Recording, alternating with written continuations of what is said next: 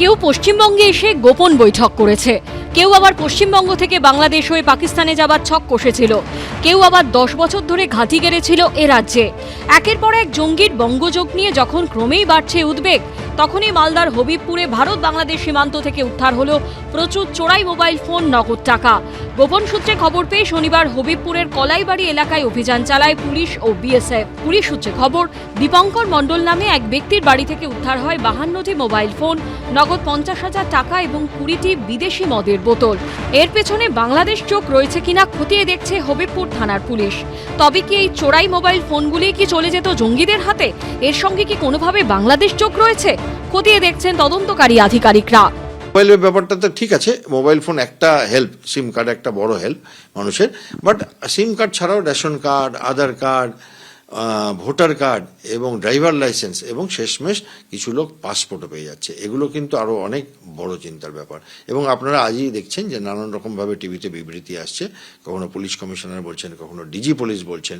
এই যে হট করে এই লেভেলের মানুষেরা এখন টিভির পর্দায় এসে কথা বলছেন, তার মানে নিশ্চয়ই উদ্বেগ রাজ্য সরকারেরও আছে, কেন্দ্রীয় সরকারেরও আছে। অন্যদিকে জলপাইগুড়ির মালবাজারের ডামডিম এলাকায় তল্লাশি চালিয়ে খোঁজ মিলল আগ্নেয়াস্ত্র, প্রচুর সোনা, মাদকদ্রব্য। গোপন সূত্রে খবর পেয়ে ডামডিম এলাকায় মোহাম্মদ রহিম নামে একজনের বাড়িতে তল্লাশি চালায় মাল থানার পুলিশ। উদ্ধার হয় প্রায় 6,000 মাদক ট্যাবলেট, প্রায় 1100 বোতল নিষিদ্ধ কাপ সিরাপ, সোনার নেকলেস, ব্রেসলেট, আগ্নেয়াস্ত্র। এর মধ্যে আগ্নেয়াস্ত্রটি কানপুরে তৈরি বলে পুলিশ সূত্রে খবর। Revolver .32 calibre sir. মোবাইলটা একটু জানা কানপুর। অনেক বেশি মাত্রার মধ্যে এখানে ড্রাগস আইটেম পাওয়া গেছে। এটা আমরা কোনোদিন চিন্তা ভাবনা করি নাই কি আমাদের বাড়ির আশেপাশে বা ডামডিম বাজারে এত মাত্রার মধ্যে ড্রাগস পাওয়া যাবে। খুবই অন্যায়। শুনতে পারলাম কি একটা আর্মসও ধরা পড়ে গেছে। এটা ভালোভাবে তদন্ত, কোথায় থেকে আর্মস আসছে, কোথায় থেকে কে দিয়েছে আর্মস।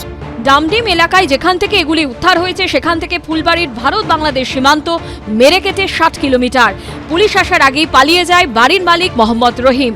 উদ্ধার হওয়া জিনিস কোথায় পাচারের ছক ছিল, কোথা থেকে জিনিসগুলো এখানে এসে পৌঁছেছিল, খতিয়ে দেখছে পুলিশ। করুণাময় সিংহ ও রাজা চট্টোপাধ্যায়ের রিপোর্ট, এবিপি আনন্দ।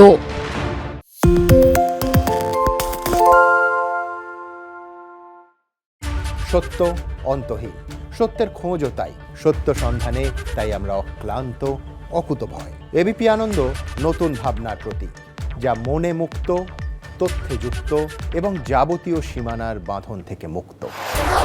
সীমা না শব্দটির মধ্যে লুকিয়ে আছে মানা শব্দটি, যেন চোখ রাঙানি এক অদৃশ্য বেড়াজাল, যা আটকে রাখে আমাদের এক ছোট্ট গণ্ডির মধ্যে। একমাত্র সঠিক খবরই গড়ে তুলবে এক মুক্ত সমাজ। সেই জগৎ গড়ার লক্ষ্যে কোনো সীমানার ঠুকুটি আমরা মানব না। এবিপি আনন্দ এগিয়ে থাকে, এগিয়ে রাখে। আরে চাটা দে ভাই, আমার একটা চা দেন। কি হলো আমারটা? বাংলা পক্ষপাত চায় না, বাংলা খবর চায়।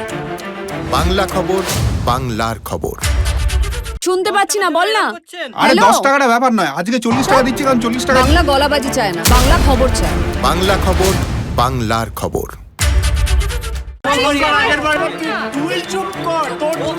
বাংলা ঝামেলা চায় না, বাংলা খবর চায়। বাংলা খবর, বাংলার খবর। বাংলা চেঁচামেচি চায় না, বাংলা খবর চায়। বাংলা খবর, বাংলার খবর।